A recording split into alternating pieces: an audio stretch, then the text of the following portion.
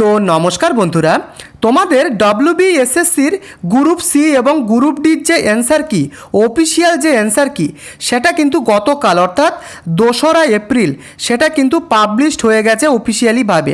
তো তোমরা নিশ্চয়ই দেখে নিয়েছো যে তোমাদের এক্সপেক্টেড নাম্বার কত আসছে। তো তোমাদের এক্সপেক্টেড নাম্বার কত আসছে সেটা কিন্তু অবশ্যই আমাকে কমেন্ট করে লিখে জানাও এক্ষুনি। এবং গ্রুপ সি এবং গ্রুপ ডির এক্সপেক্টেড কাট আপ কত যেতে পারে, অফিসিয়াল অ্যান্সার কি তো বেরিয়েই গেছে। তো তোমাদের এক্সপেক্টেড গ্রুপ সি এবং গ্রুপ ডির কাট আপ কত যেতে পারে সম্পূর্ণ ডিটেলস কিন্তু আমি তোমাদেরকে পুরো এক্সপ্লেন করে দেখাবো। তার সাথে তোমাদের রেজাল্ট কবে আউট হবে, এসএসসির গ্রুপ সি এবং গ্রুপ ডির রেজাল্ট কবে আউট হবে সেটাও কিন্তু এই ভিডিওতে আলোচনা করা থাকবে। অত্যন্ত ইম্পর্টেন্ট এবং গুরুত্বপূর্ণ ভিডিও হতে চলেছে। তো ভিডিওটি শুরু করবার আগে চ্যানেলে যদি নতুন হয়ে থাকো চ্যানেলটিকে সাবস্ক্রাইব করে দিও। আর তোমাদের এক্সপেক্টেড নাম্বার কত হচ্ছে সেটাও কিন্তু আমাকে অবশ্যই এখনই কমেন্ট করে লিখে জানাও। তো বন্ধুরা, এখানে তোমরা দেখে নাও যে ডব্লিউবিএসএসসির গ্রুপ সির কাট আপ কেমন যেতে পারে সেই বিষয়ে কিন্তু আমি আলোচনা করব, সম্পূর্ণ ডিটেলস কিন্তু আমি আলোচনা করব। তো তার আগে এখানে দেখে নাও বন্ধুরা, এর আগে 2016 সালের কিন্তু গ্রুপ সির পরীক্ষা হয়েছিল। সেখানে টোটাল যতগুলো পোস্ট ছিল 2358টি টোটাল কিন্তু পোস্ট ছিল। কিন্তু 2016 সালের প্যানেলে কি হয়, প্রচুর ক্যান্ডিডেট যারা কিন্তু দুর্নীতিগ্রস্তভাবে চাকরি পেয়েছিল। ফলে কিন্তু সুপ্রিম কোর্টের রায় অনুযায়ী সেই 2016 সালের পুরো প্যানেলটা রিজেক্ট করে দেওয়া হয়। এবং 2016 সালের প্যানেলটা তোমরা দেখতে পাচ্ছ, যেটা এবারে 2989টি পোস্টে কিন্তু গ্রুপ সিতে এবারে নিয়োগটা করা হচ্ছে। তো এখানে ব্যাপারটা তোমরা ক্লিয়ারভাবে বোঝো। 2016 সালের প্যানেলে কিন্তু ধরা পড়েছিল যেসব টেন্টেড প্রার্থীরা, টোটাল কিন্তু 1163 জন এই টেন্টেড প্রার্থী কিন্তু এরা ধরা পড়েছে। কিন্তু এরাই কিন্তু অযোগ্য প্রার্থী, এদেরকে কিন্তু পরে শনাক্ত করা হয়েছে।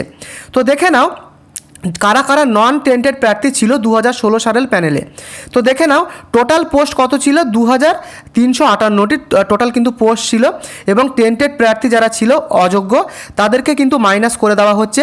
এবং যেটা বেরোচ্ছে 1195টি এরা কিন্তু নন টেন্টেড ক্যান্ডিডেট, এরা কিন্তু জেনুইন ক্যান্ডিডেট, অর্থাৎ এরাই কিন্তু 5 নাম্বার করে পাবে। এরাই কিন্তু এক্সপেরিয়েন্স ক্যান্ডিডেট, এরাই কিন্তু 5 নাম্বার করে এরা কিন্তু তাদের ঝুলিতে ঢুকিয়ে নিয়েছে অলরেডি, এরা কিন্তু 5 নম্বর করে পাচ্ছে। তো এদের সাথে কিন্তু তোমাদের এবারে পরীক্ষায় বসতে হয়েছে। তো ব্যাপারটা তোমরা ক্লিয়ার হতে পারলে। তো এবং এর সাথে সাথে দেখে নাও গ্রুপ সিতে কেমন তোমাদের নাম্বারটা দেওয়া হচ্ছে। তো এখানে পরিষ্কারভাবে লেখা রয়েছে টোটাল কিন্তু 60 মার্কের পরীক্ষা তোমাদের হয়েছে, যেখানে এর সাথে সাথে কিন্তু 15 মার্ক তোমাদের থাকবে একাডেমিক স্কোর এবং সিমিলার এক্সপেরিয়েন্সের মাধ্যমে, যেটা তোমাদের একটু আগেই আলোচনা করলাম। 5 নাম্বার তো এক্সপেরিয়েন্স ক্যান্ডিডেটরা পাচ্ছে এবং ফ্রেশাররা কিন্তু কোনো কিছু এক্সপেরিয়েন্সের যে নাম্বার সেটা কিন্তু পাবে না, তারা কিন্তু 0 পাচ্ছে। বুঝতে পেরেছো? এবং রয়েছে একাডেমিক স্কোরের 10 নাম্বার, টোটাল কিন্তু এখানে 15 নাম্বার থাকছে। বুঝতে পেরেছো? তারপরে থাকবে ওরাল ইন্টারভিউ, যেখানে 10 মার্কের এখানে কিন্তু ইন্টারভিউ হবে। এবং তারপরে হবে কম্পিউটার প্রফিসিয়েন্সি টেস্ট এবং টাইপিং টেস্ট, সেখানে থাকবে 15 মার্ক, টোটাল থাকবে 25 মার্ক। বুঝতে পেরেছো? তো এখানে যে একাডেমিক স্কোরটা তোমাদের দেওয়া হবে এর উপরেও কিন্তু ফ্যাক্টর রয়েছে। তো দেখো, তোমরা যারা মাধ্যমিকে পাস করেছিলে এবং তোমরা যারা ফার্স্ট ডিভিশনে পাস করেছিলে তাদেরকে কিন্তু একাডেমিক স্কোর হিসাবে 10 নাম্বার দেওয়া হবে। এবং তোমরা যারা সেকেন্ড ডিভিশনে পাস করেছিলে তাদেরকে দেওয়া হবে 8 নাম্বার। এবং তোমরা যারা থার্ড ডিভিশনে পাস করেছো তাদের 6 নাম্বার দেওয়া হবে। ব্যাপারটা তোমরা ক্লিয়ার হতে পারলে। তো এখানে কিন্তু তোমাদের যেটা হবে, এক্সপেরিয়েন্স ক্যান্ডিডেটরা যদি এখানে 5 নম্বর করে পায়, ফ্রেশাররা কিন্তু পাবে 0। তো আমি তোমাদেরকে একটা এক্সাম্পল দিয়ে দেখাচ্ছি। ধরো কোনো এক্সপেরিয়েন্স ক্যান্ডিডেট তারা কিন্তু পেয়েছে কত, আমি ধরে নিলাম তারা পেয়েছে এখানে 50 নাম্বার পেয়েছে এবং তার সাথে কিন্তু 5 নাম্বার এক্সট্রা করে দেওয়া হয়েছে, কারণ তারা কিন্তু এক্সপেরিয়েন্স ক্যান্ডিডেট।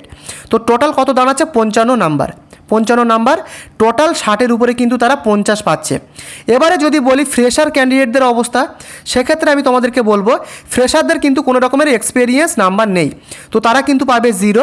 তো আমি যদি তোমাদেরকে এক্সাম্পল দিয়ে দেখাই, সে যদি পায় 50, সে যদি লিখিত পরীক্ষায় পায় 50, তাহলে কিন্তু টোটাল যে নাম্বারটা দাঁড়াচ্ছে 60-এর উপরে 50 নাম্বার।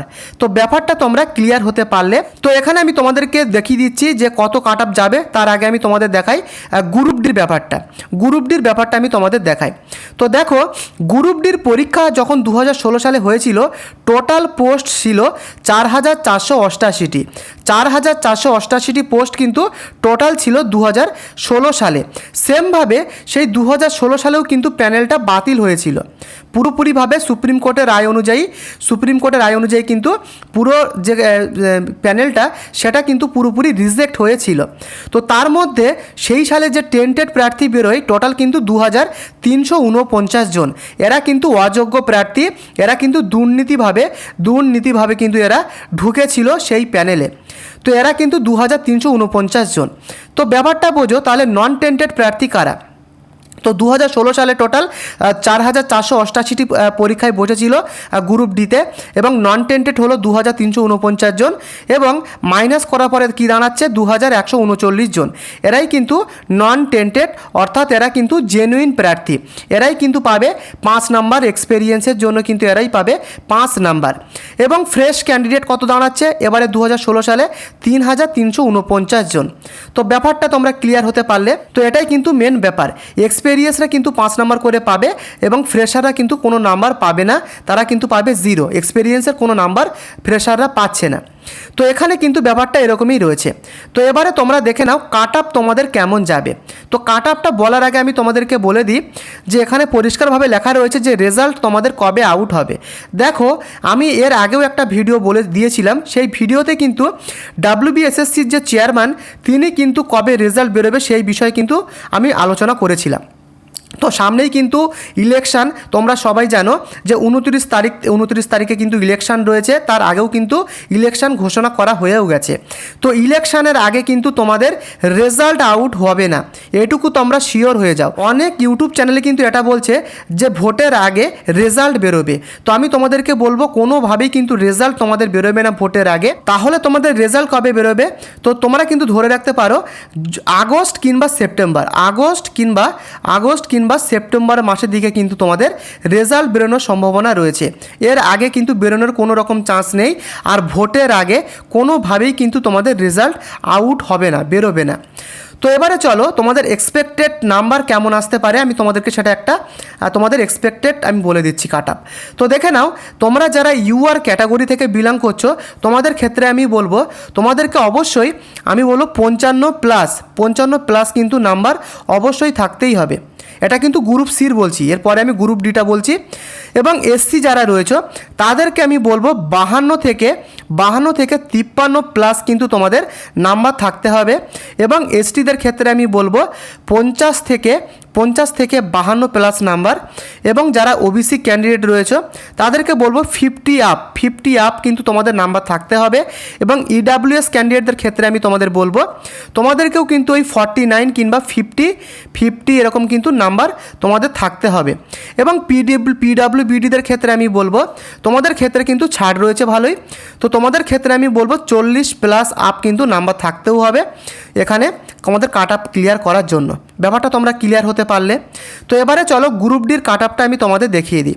গ্রুপ ডির ক্ষেত্রে কি হবে, গ্রুপ ডিতে কিন্তু 40 নাম্বার টোটাল রয়েছে, যেখানে এক্সপেরিয়েন্সরা 5 নাম্বার করে তো পাচ্ছে আমি তোমাদেরকে বললাম।